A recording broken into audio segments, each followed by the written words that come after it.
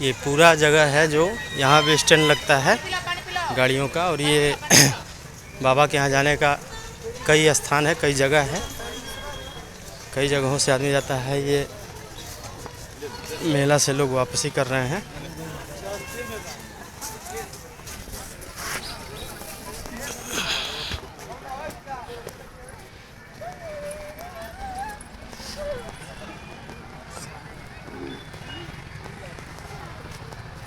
बाबा का स्थान बहुत ही बेहतर है। यहाँ का कुआं भी बहुत गजब का है।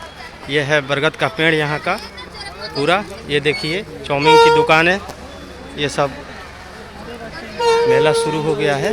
ये जंगली बाबा का स्थान मतलब कि ये जंगल में ही है। और आप लोग देख रहे हैं ये सब सारी दुकानें।